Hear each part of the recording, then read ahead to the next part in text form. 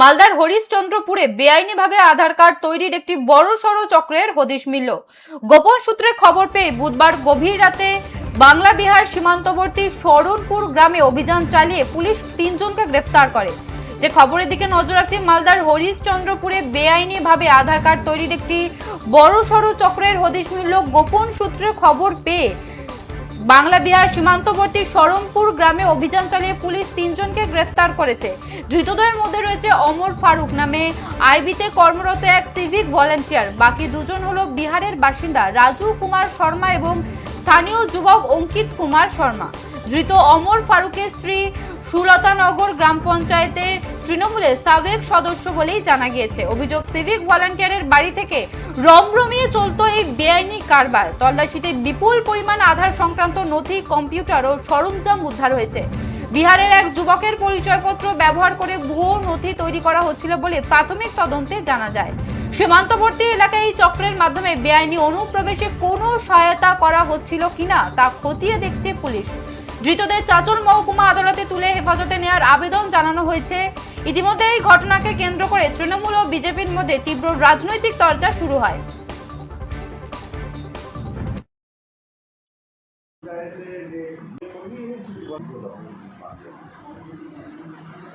দেখুন, বিষয়টি যদি তদন্ত হয়, যদি প্রমাণিত হয় যে তারা দোষী, আইনের ব্যবস্থা নেবে। যে দোষ করবে তাকে শাস্তি পেতেই হবে। এবং আপনারা সকলেই জানেন যে তৃণমূল কংগ্রেস যখন ক্ষমতায় আসে তখন বহু যারা সুবিধাবাদী বা যারা বিভিন্ন রকম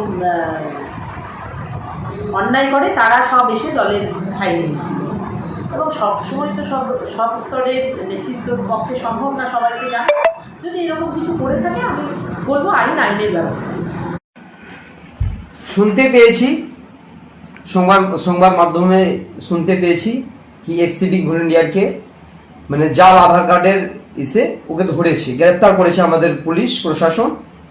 তো সেই সিভিক ভলেন্টিয়ার নাকি শুনতে প্রাক্তন টিএমসি নেত্রী হাজবেন্ড। এরাই তো সন্ত্রাস চালাচ্ছে, এরাই জাল, এই পার্টিটা হচ্ছে জাল। টিএমসি মানে কি? টিএমসি মানে জাল।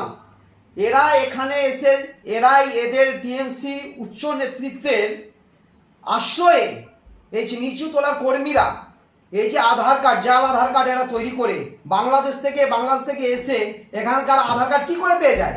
এরাই তো করেছে।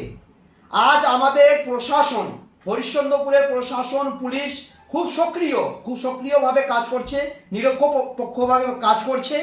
ধন্যবাদ দিব প্রশাসন ব্যবস্থাকে, কি আজ তাদেরকে পর্দা ফাঁস করেছে এরা।